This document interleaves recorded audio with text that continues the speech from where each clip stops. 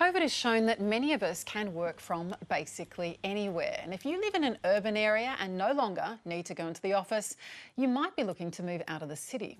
And you wouldn't be alone. In the last year, the median price of Sydney homes rose by 4.5%. But outside of the city, prices were up by almost double that amount. Towns like Parkes and Kiama saw prices rise by 24% and 20% respectively. But it was Byron Bay that saw the biggest rise, with the median cost of a home rising by 26% to $1.15 million.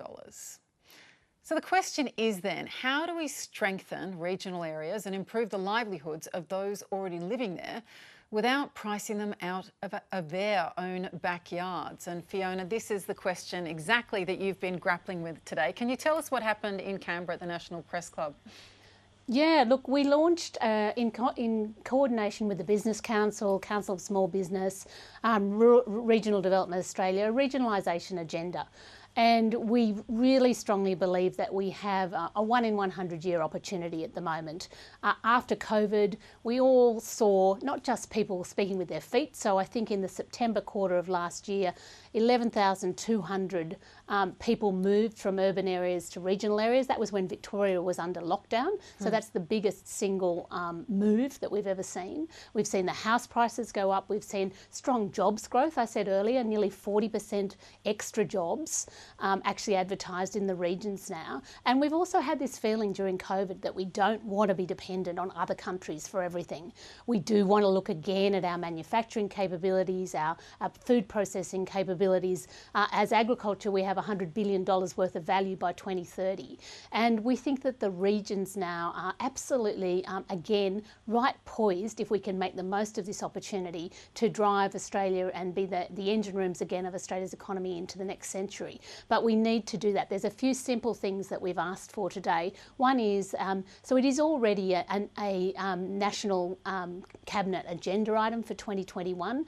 Minister Andrew Gee is doing a great job in his portfolio, but we need some metrics around it. So we know that people are moving to the regions, but it needs to be livable. We need to have metrics around the connectivity, around the infrastructure, around education, around housing, around health, so that people stay in the regions. We know there's lots of jobs, but we need them to stay. Secondly, the way that Infrastructure Australia targets big ticket items of infrastructure spending, the sum that they do is all based upfront. So they give a lot of weight to the benefits in year 1, year 2, year 3, but not so much weight to the benefits in year 10, 20 and 30. And so when we're talking about some of this investment that's actually going to really connect the regions, build regional communities, then we need to look further out, and we need Infrastructure Australia to be doing that. So right now we think an amazing opportunity both for the city and the bush, and this is a win-win for everybody if we can get it right. But we need the 3 tiers of government working together strategically.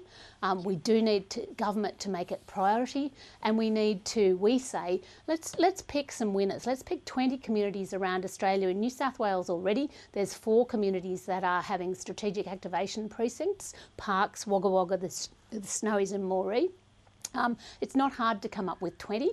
Let's actually plan that whole region. So it's not just about the town, it's about the smaller satellite towns as well, and the region. Let's plan what infrastructure they need. Let's plan their energy needs, as Helen Haynes has said.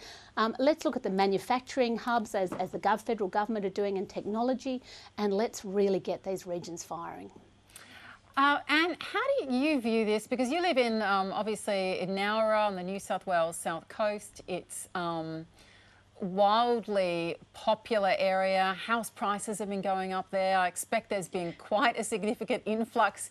Is it always a good thing? I mean, if we don't have this investment alongside, won't there be kind of a lot of grumbling from locals about the housing market, about the inflation of prices? I think there's been 2 migrational aspects to the South Coast. One is post-COVID, and during COVID, they suddenly discovered the South Coast. And so there's a number of villages, including mine where I live, which is Culburra Beach. We have had a drop in permanent residents because a number of the houses have been bought as Airbnb facilities. That's also caused a lot of changes to the rental market. I know that there are about half a dozen housing estates where there's upwards of 250 to 300 houses, which will be affordable. and they've got good amenity. The biggest problem for any regional town is transport. And that is to enable people to get to medical appointments, to get their children to school, to just be connected to a greater area rather than just living quietly in their little village. And as village communities age, that becomes a bigger and bigger problem. And I do believe, as was said, 3 levels of government need to get together and really work out a plan here, because as normally happens, there's this blame game of you should be doing this, you should be doing that, and you should be doing that. Different people saying, well, fund this, fund that. The 3 of them knock their heads together, sit down and plan for a 10, 20 and 30-year development program, because otherwise Australia is just going to land up in another deep hole. How do we fire up our imaginations on this one, Kate, to really create powerhouses in the regions that can sustain populations, industries? Yeah, well, look, I certainly don't disagree with what either Fiona and Anne have said, and it's interesting because one's the sort of positive, Fiona's full of all that positive energy, and Anne's a little bit more, there's all these potential negative things that could happen. Look, I think figuring out that investment and being more strategic, as Fiona mentioned, is absolutely key, because, one way of looking at it in this kind of COVID experience is what you've got is a lot of your knowledge workers have effectively left your large cities and they've gone to the regions, but they're not working in those regions. They're actually working where they're creating economic value is actually for their organisation, which is essentially based in Sydney and in Melbourne, and they're living, out there. Now, that helps in terms of the consumer power and services, and you certainly see that when you go to small towns in Australia now. What you see is a lot of cafes, and I'm not anti that, it's great to have lots of cafes. But there's also demands for things like school, education. Demand for things in school, but it's all services, yes, and that's great. So you have a services economy, which we are, but how do you make a more robust economy, which is what Fiona's talking about? How do you bring in that technology? How do you bring in manufacturing? How do you bring in all that issue around what does Australia look like in a world where you want to have more sure supply chains? How can you do that? That definitely requires government, because in the end, and I love individuals, but individuals go up and they love to buy their coffee and they love to walk on the beach, and they love the fact that they're getting paid a bit of slightly less than a Sydney or a Melbourne wage, and they're living somewhere and they can afford that property. But like Anne said, the problem is it hollows out some of those communities for locals because they can no longer afford to live there. And in terms of the kind of deep industries that really fire up a country, you need government leadership. It will not happen on its own. And what about the kind of the thinking of generations who aren't able, Amy, to buy property in in the bigger cities? Are you hearing a lot of people moving to regions? Is this going to start a different way in terms of the way we think about settling or growing older in Australia? Well, potentially, but I don't think it's any of the regions that we've been talking about. I mean, I could never afford a South Coast property in my wildest dreams. Right. I think it depends we're talking, where you go. Even those...